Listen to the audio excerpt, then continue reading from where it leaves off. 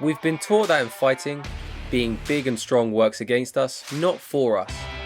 But is that true for the strongest man in the world? Yes, this is literally the strongest man in the world. From 2002 to 2009, Marsiuz, the Dominator Puzzanovsky, dominated the world's strongest man competition, winning the most titles in history.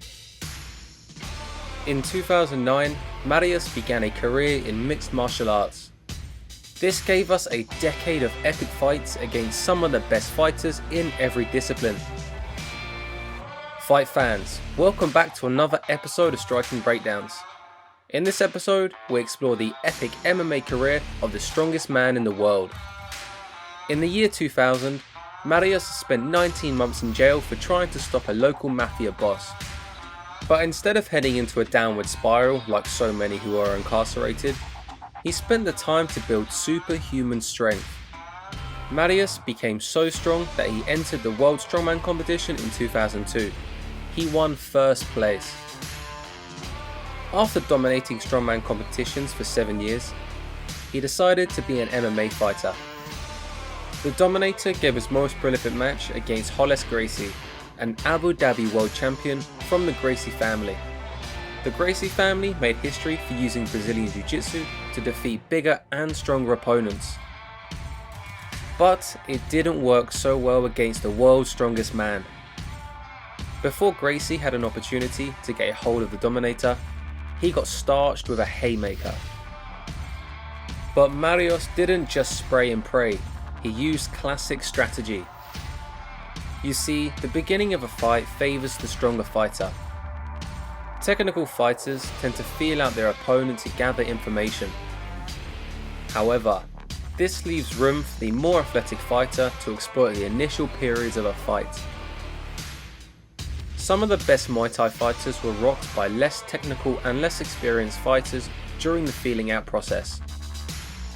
For example, here's Borkau, a man with over 300 fights, getting rocked by an MMA fighter with only 5 fights. Although the strongman competition is designed to show well-rounded athleticism, it still does not transfer to MMA efficiently. That means the longer the fight goes, the more likely the strongman will gas out and be beaten. But this inefficiency does not matter in the beginning of a fight.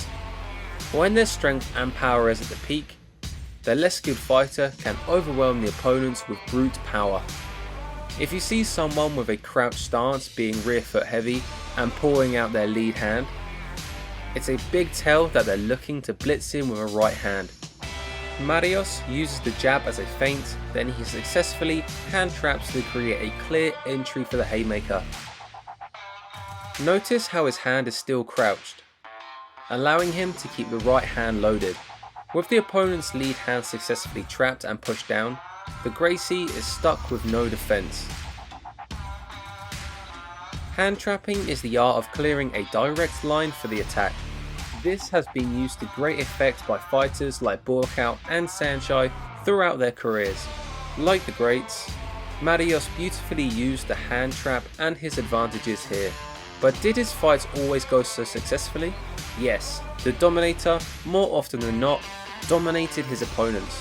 Against Butterbean, a champion boxer with 77 wins and 10 losses, Marsiuz made really quick work of him. Butterbean already had 25 MMA matches by then, with 15 wins and 7 losses.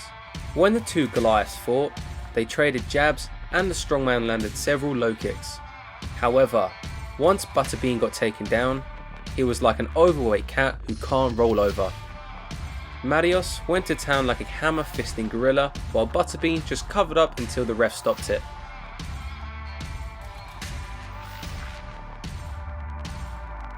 Against Bob Zapp, the NFL football player who turned MMA and kickboxing superstar in Japan, the Dominator made quick work once again.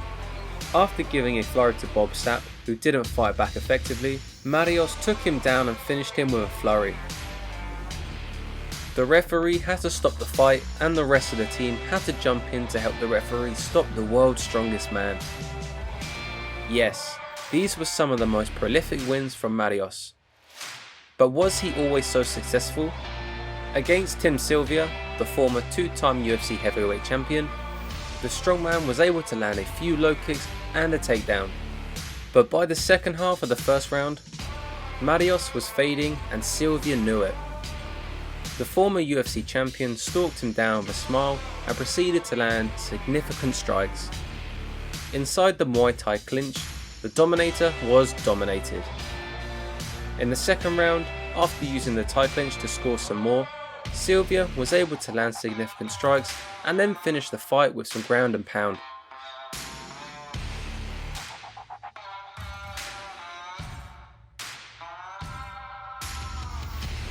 Against Peter Graham, one of the best Australian kickboxers of all time, the first round was epic. They trade blows with the strongman showing much improved defense than when he fought Tim Sylvia. Throughout the first round, Marsiuz dominated the fight on the ground. However, by the second round, Graham was clearly the fresher fighter with more energy. The prolific kickboxer came forward with a nice right straight, chained with an uppercut, and then flurried on his opponent. The strongman attempted a takedown, but gets sprawled on. After a minute of ground and pound, Graham told him to get up and proceeded to fake a takedown into a big uppercut. With the help of these significant strikes, the prolific kickboxer was able to finish the prolific strongman via ground and pound. With Marsiuz Pudzianowski's epic MMA career, what we know is that the world's strongest man can defeat solid fighters, but he can also be defeated by solid fighters. The technique isn't the cleanest, but the strongman always put on an epic fight for the fans. Starting his MMA career at the age of 32, we don't know what he could have been in the MMA world if he started much earlier. A year before he decided to go into MMA, Marsiuz was a finalist in Dancing with the Stars. As talented as he was, we are so glad he didn't continue dancing and gave us fight fans a fantastic career in combat. What do you think of being big and strong in fighting? We personally think it's important, but good technique and good sport-specific athleticism is more important. If you enjoyed this episode, be sure to watch another episode of Striking Breakdowns. I'm Lawrence Kenchin, and thank you for keeping our channel alive.